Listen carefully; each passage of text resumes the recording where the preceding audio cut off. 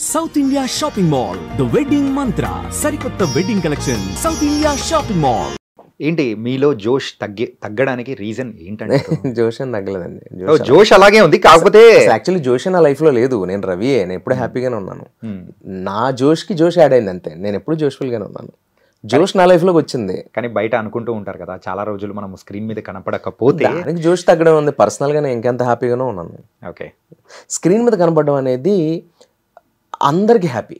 Okay, మన లైఫ్లో మనం ఎలా ఉన్నాం అనేది మనకు మాత్రమే తెలుసు. మనం హ్యాపీగా ఉంటే చాలు. అది మన కళల్లో, మన లైఫ్ స్టైల్లో తెలిసిపోతుంది. మీరు ఈ మధ్యకాలంలో కూడా చాలా మూవీస్ అనేది అందులో చేస్తూ ఉన్నారు, అన్నీ వస్తూ ఉన్నాయి. కాకపోతే మీకంటూ తగ్గ ప్రామినెంట్ రోల్స్ కానీ ఒక రిజిస్టర్ అయ్యే రోల్స్ కానీ పడకపోవడానికి రీజన్ ఏమనుకోవచ్చు? అదే అసలు అదేమంటారంటే, ఏదో ఆ మాట గుర్తు రావట్లేదు. అది ఎవరు విరగొట్టలేని కొండది. అది ఏ ఆర్టిస్ట్గానే ఉంది కదా, నాకే ఉంది. ఇప్పుడు నా ఫ్రెండ్స్ బోల్డ్ మంది ఉన్నారు, నాకంటే పెద్దవాళ్ళు బోల్డ్ మంది ఉన్నారు. కొంతమంది చాలా అంటే వెరీ అండర్ రేటెడ్ ఇది కదా, ఎందుకు పడాల్సిన రోల్స్ పడట్లేదు, పడితే ఇతను ఎక్కడో ఉంటాడు అనేది ఒకటి ఉంది కదా. అది ఉంటే చాలు, ఫస్ట్ ఎప్పుడప్పుడు పడుతుంది. మన చేతిలో ఉందండి. అవకాశం ఇవ్వాల్సింది డైరెక్టర్స్, ప్రొడ్యూసర్స్, రైటర్స్, అంతే కదా. వాళ్ళు అనుకుంటే అవుతుంది. అనుకోవట్లేదని కూడా ఏం లేదు, అనుకుంటారు. ఈ సినిమా అనే దానికి చాలా ఉంటాయండి, ఎన్నో ఉంటాయి. డైరెక్టర్కి ఇష్టం ఉంటే ప్రొడ్యూసర్ వేరే వాళ్ళని, మన మీద ఎవరికి ఇక్కడ ఏం శత్రుత్వాలు మిత్రుత్వాలు ఏమి ఉండవు. మనకు రాకపోవడానికి, మనకు ఆ నాలెడ్జ్ రావడానికి నాకు కూడా కొంచెం టైం పట్టింది. ఎందుకు పడట్లేదు, అందరూ ఏమి ఇలా అడుగుతారు, నేనేంటి నా ప్రయత్న లోపం ఏదైనా ఉందా అనుకుంటా. అసలు ప్రయత్న లోపం కాదు అసలు. నేను అంటే మీకు ఒక్క మాటలో చెప్తాను. నేను కారులో వెళ్తున్నప్పుడు ఏదైనా రోడ్డు మీద ఒక పోస్టర్, వాల్ పోస్టర్ ఉందంటే ఆ ఆఫీస్ని, ఆ డైరెక్టర్ని నేను ఒక 4 సార్లు కలిసి ఉంటాను. ఓకే, నాకు తెలియని, నేను కలవని పోస్టర్ రోడ్డు మీద పడదు, గోడ మీద ఎక్కడ పడదు. అలా ఉంటుంది నా ప్రయత్నం. ఇంకప్పుడు నా తప్పే ఉంది, అసలు నాకు సంబంధం లేని విషయం అది. ఇప్పుడు మనం ప్రయత్నించగలం అంతే. ఫలితానికి మనం బాధ్యులం ఏం కాదు. సక్సెస్ అయినా కూడా సినిమా ఒక సక్సెస్ అవ్వడానికి కారణం మనం ఒకరం అయితే కానప్పుడు, అవకాశం రాలేదు అనుకోవడానికి ప్రయత్న లోపం అవ్వకూడదు అంతే.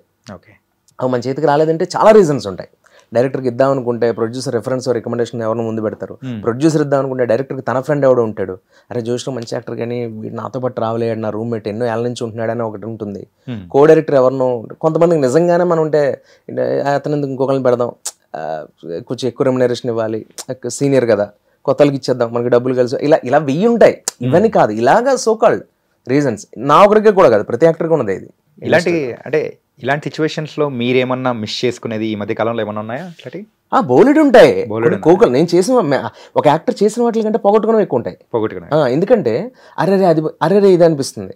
ఈవెన్ రంగస్థలం లాంటి సినిమాల దగ్గర నుంచి ఎన్నో కూడా, నాన్నక ప్రేమతో లాంటి సినిమాలు, ఎస్పెషల్లీ నేను ప్రాణంగా ప్రేమించే డైరెక్టర్స్ తెలుగులో రాజమౌళి గారు, మన సుకుమార్ గారు, ఇలా ఉంటారు కదా, త్రివిక్రమ్ గారు, అనిల్ రావుపూడి గారు, ఇలాంటి వాళ్ళతో పని అక్కడ దాకా వచ్చి పోతుంటుంది అది.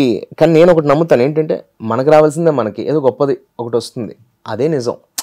మనం ఎన్నో చేశాం కదండి, నేను కూడా కొన్ని మెతుకులు తిన్నాను కదా, అది ఎవరికి పాపం రావాల్సింది నాకు వచ్చిందో అనుకుంటాను నేను. థింక్ పాజిటివ్ అంతే, దట్స్ ఇట్. అంటే ఇవే కాకుండా సో అవకాశాల కోసం మనము వెళ్ళేది ఎందుకు, మనమే ఒక అవకాశం ఇచ్చే ఒక స్టేజ్కి రావాలి అనేది కూడా, దానికోసం కూడా ఇప్పుడు తిరుగుతూ ఉన్నారు. ఆ ప్రయత్నాలు ఏవో జరుగుతున్నాయా? ఏం లేదు అంటే అలానే కాదు, మీరు ఇండైరెక్ట్గా ఓకే. యాక్చువల్లీ ఏంటంటే, అలా అవకాశాలు మనం ఇద్దాము అనేవి కాదు. నా ఉద్దేశం ఏంటంటే, మన దగ్గర ఒక విషయం ఉంది. ఇప్పుడు యాక్టింగ్ సైడ్ నాకు విషయం ఉన్నప్పుడు నేను ఇంత ప్రయత్నించాను కదా, నన్ను నమ్మిన వాళ్ళు ఆ క్రాఫ్ట్లో కూడా, అది రైటింగ్ అవ్వచ్చు, ఇంకోటి అవ్వచ్చు, డైరెక్షన్ అవ్వచ్చు, నన్ను నమ్మిన వాళ్ళు, నాకున్న బలం అంటే, ఓహో ఇదా, ఇలా కూడా ట్రై చేస్తాడు ఇది, మనం ఎక్స్పెక్ట్ చేయలేదా అనే క్వాలిటీస్ కొన్ని నాలో ఉన్నవి చాలా మంది తెలుసు ఇండస్ట్రీలో. కొంతమందికి అదే ఇండస్ట్రీలో తెలియని వాళ్ళు ఉన్నారు. ఎవరికో తెలియచెప్పడం కోసం అయితే కాదండి. నేనేంటంటే నా కెరియర్లో ఓకే, ఇప్పుడు ఇది ఈ టైంలో మనం నమ్మి, నా రైటింగ్ నమ్మి కొన్ని జరుగుతున్నాయి. ఓకే, నేను అప్పటి నుంచి కూడా రైటింగ్ సైడ్ నుంచి కూడా నేను సబ్ క్రాఫ్ట్ ఉంది నాకు, అటు నుంచి అటు కూడా చేస్తూ.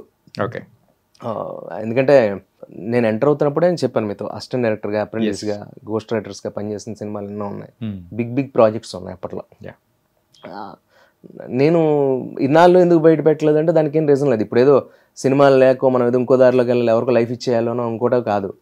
నాకు ఇప్పుడున్న కాంటెంపరీ ఇదిలో, కరెంట్ సిచ్యువేషన్స్లో ఈ కథ చెప్పడానికి, అరే ఇప్పుడు రారా, ఇప్పుడు చెప్పరా, ఇప్పుడైనా చెప్పరా, ఇప్పటికీ రావారా, ఇలాంటి మాటల వల్ల వస్తున్నాను అనమాట. నువ్వు చేయొచ్చు కదరా, నువ్వు అనుకుంటే అవుతుంది, ఎందుకు మనం ఇంకొకరిని అడగాలి, మనం చేయగలం కదా, మనమే ఇంకొకరికి ఇవ్వచ్చు కదా అనే కాన్ఫిడెన్స్ నా తోటి పక్కన ఉన్న స్నేహితులు, ఫ్యామిలీ చెప్పడం, ఒక రకంగా మా అమ్మగారు ఎంకరేజ్మెంట్ అవ్వచ్చు రాయడం అనేది ఫస్ట్ నుంచి, ఎందుకంటే ఆవిడ హిందీ పండిట్ అవ్వడం. అందరూ మా ఇళ్ళలో అందరూ చదువుకున్న వాళ్ళే, అందరూ గవర్నమెంట్ జాబ్స్ ఎక్కువ. మా మామయ్య గారు సోషల్ మాస్టర్ అవ్వడం, ఓకే, అందరూ దానివల్ల కొంచెం ఇంట్రెస్ట్, రైటింగ్ సైడ్ అనేది ఇంట్రెస్ట్ అనేది కొంచెం, దానివల్ల రాసాం, దాన్ని నమ్మారు. ఎన్నో కథలు వర్క్ చేసాం. బట్ మనం ఏంటో కూడా భగవంతుడు మనకు టైం ఇచ్చినప్పుడు అంతే. రీసెంట్ టైమ్స్లో మీ రైటింగ్ స్కిల్స్ ప్రకారం ఒకసారి అబ్జర్వ్ చేసుకుంటే తమిళ్ మూవీస్ సైడ్ అనేది కూడా మీ వర్క్స్ అనేది కూడా ఎక్కువ నడుస్తున్నాయి కదా. ఏంటి రీజన్? తెలుగు ఇండస్ట్రీ ఏం కాదు, బట్ చేస్తున్నానండి. But you are busy with that all the works. తెలుగుతో కంపేర్ చేసుకుంటే తమిళ్లో బిజీ అయిపోవడానికి రీజన్ ఏంటండి? అలా ఏమండి, మనం ఏదో ఇక్కడ ఒక మొక్క నాటితే అది ఒక రావి చెట్ల ఒక స్థాయికి వచ్చాం మనం, ఏదో ఒక లెవెల్లో. బట్ మళ్ళీ దానికి నీళ్ళు పోసిన నాదుడు లేనప్పుడు మనం ఒక చోట ఆగిపోకూడదు కదా. ఇప్పుడు ఇక్కడ మనకు వర్క్ కోసం వచ్చారు మీరు హైదరాబాద్లో ఒక ఆఫీస్లో వర్క్ దొరకలేదు, ఇంకో ఆఫీస్కి వెళ్తారు కదా మీరు, అంతే, దట్స్ ఇట్. అలాగే నా ప్రయత్నంలో నేను తమిళ్లో నేను కన్నడలో కూడా చేశాను. నేను ఖుషి ఖుషి ఆగి ధ్రువ్ సర్జా ఈ సినిమాలని గోల్డెన్ స్టార్ గణేష్తో పనిచేశాను, చేస్తూనే వచ్చాను. ఇంకా తమిళ్లో మొట్టశివ గడ్డశివ నుంచి మొదలు 7 సో మెనీ ఫిల్మ్స్. ఇప్పుడు తమిళమయ్య గారు అబ్బాయి సో మెనీ, ఇప్పుడు దాము గారు, పారంజిత్ గారు వాళ్ళ టీంలో, అండ్ మన ఖుష్బు గారి హస్బెండ్ మన సి సుందర్ గారి దగ్గర అసోసియేట్ గారు ఒక ఆయన. కొన్ని జరుగుతున్నాయి, అంటే కొన్ని అఫీషియల్గా వాళ్ళు డేట్స్ మనకు కన్ఫర్మ్ అయ్యాయి, కొన్ని చెప్పచ్చు. But I'm happy Tamil also. అంటే ఒక యాక్టర్కి ఎవరికైనా కానీ ఇన్ని సంవత్సరాల నుంచి ఇండస్ట్రీలో ఉండి అప్పుడు మనం ఒక గోల్డెన్ ఎరా అనేది కూడా మనం చూసింటాం. అంటే మన లైఫ్లోనే ఎక్కడి నుంచి మనం స్టార్ట్ అయ్యాము, అరే ఇది మనం చూడాలనుకునేదని చూసాము, ఇంకా సాధించాలని ఒక పొజిషన్కి అనేది వెళ్ళాలనే సిచ్యువేషన్స్లో ఒకసారి కొంచెం గ్రాఫ్ అనేది తగ్గుతుంది. మళ్ళీ దాన్ని బీట్ చెయ్యాలి అని చెప్పేసి కసితో పనిచేస్తారు చూసిన. ప్రెసెంట్ ఇప్పుడు మీరు ఆ స్టేజ్లో ఉన్నారా? అదికి మేలే కాకపోతే ఏంటంటే ఒక విస్ఫోటనం చెందడానికి అరవక్కర్లే. ఓకే, నేను ఒకటి రాశాను, అది కూడా నా రైటింగ్ సైడే. ఎప్పుడు కూడా మంట అనేది అప్పటికప్పుడు వెలిగించే మన చేతులతో అగ్గిపుల్లలా ఉండకూడదు. అది వెలిగి ఆ క్షణమే వెలుగుతుంది, ఆ క్షణమే ఆ మందున్నంతసేపు ఆరిపోతుంది. అలా కాదు, నేను సముద్రంలో లావాలా ఉండాలి మనిషి ఎప్పుడు కూడా. అంత పెద్ద సముద్రం ఉన్నా లోపల రగులుతూ ఉంటాం కదా, అలాంటిది ఒకటి ఉంది నాలో. చూపిస్తానని అంటలేదు నేను, ఓకే, బట్ చేస్తాను ఖచ్చితంగా. సో మేము ఎప్పుడు ఎక్స్పెక్ట్ చేయొచ్చు? అలా ఏం లేదండి, అది ఏమంటే అదే పని మీద తిరుగుతూ సంవత్సరాలు అయిపోయిన వాళ్ళు ఉన్నారు, అదే పని మీద వచ్చి ఫ్లైట్ దగ్గరనే డైరెక్టర్ అయిపోయిన వాళ్ళు ఉన్నారు. అవునా, మనమే చూస్తున్నాం. షార్ట్ ఫిల్మ్స్ తీసి కోట్లల్లో 100 కోట్లలో సినిమాలు తీసి 1000 కోట్లు కలెక్ట్ చేసి చూపించారు వాళ్ళు. ఇక్కడ ఎక్కడి నుంచి వచ్చావు, ఎలా వచ్చావు అనేది కాదు, టైం వచ్చినప్పుడు నువ్వు అక్కడ ఉండి నువ్వు అనుకున్నది చేసి నిరూపించుకోగలిగావా. ప్రొడ్యూసర్ని సేఫ్ చేయాలండి. నేను ఎప్పుడు రంగంలోకి దిగుతానంటే, ఓకే నేను దాని మీద వర్క్ చేసి రీసెర్చ్ చేసి దీనికి నేను దీన్ని నేను చూపించగలను, చేయగలను, ఇప్పుడున్న టెక్నాలజీస్ అన్ని తెలుసుకుని. మామూలుగానే నాకు బేసిక్గా యాక్టర్స్ అందరికీ లెన్స్ ఏంటి, ఎక్కడ ఉంటున్నాం, ఫ్రేమ్ ఏంటి, మనం ఎవరినో ఓవర్లాప్ చేయకూడదు, ఎక్కడున్న లైట్ తీసుకోవాలి, ఇవన్నీ తెలుసు కదా మాకు. దీని మీద మేము హోంవర్క్ మామూలుగానే మాకు తెలుస్తుంది, లెన్స్ మీద చిన్న అవగాహన ఉంటుంది అన్నట్టు, లేకపోతే వాడు యాక్టర్ కాలేడు. కాబట్టి నేను ఆ సెన్స్లో ఎంతవరకు ఇప్పుడున్న కెమెరాస్లో నా బడ్జెట్ని తక్కువ చేసుకుంటూ ఒక మంచి కథను ఎలా చెప్పగలం, ఒక హృదయమైన ఒక భావగత ఉన్న కథను ఎలా చెప్పగలం అన్న దాని మీద వర్క్ చేసి హోంవర్క్ చేసి, దీనివల్ల ప్రొడ్యూసర్కి ఖచ్చితంగా డబ్బు తిరిగి వస్తుంది అన్న నమ్మకం ఏర్పడినప్పుడు నేను మైదానంలోకి దిగుతాను. అంతే. అంతవరకు యాక్టింగ్ ప్రకారమే ముందుకు లైఫ్ టైం నన్ను నమ్మింది యాక్టర్, పబ్లిక్, నేను యాక్టర్ అండి. వాళ్ళ దయ వల్ల వాళ్ళ భిక్ష వల్ల మనం ఇక్కడ ఉన్నాం. ఇప్పుడు అదే నిజం, అదే నా లైఫ్. ఓకే, అంతే, దట్స్ ఇట్. ఇప్పుడు కాకపోతే ఏంటంటే మనలో ఇంకో కోణం ఉంది. లైక్ కమల్ హాసన్ గారు, రైట్, అసలు కంపారిజన్ కాదు, నాకు ఎగ్జాంపుల్ ఆయనే గుర్తొచ్చారు ఇప్పుడు, కాబట్టి చెప్తున్నా. Is a great actor. ఆయన యాక్టర్నే అంటాం, తర్వాతే కదా ఆయన సింగర్ అంటాం, తర్వాత ఆయన డైరెక్టర్ అంటాం, ప్రొడ్యూసర్ రాజ్ కమల్ ఇంటర్నేషనల్ అన్న ఏదన్నా కూడా అంతే కదా.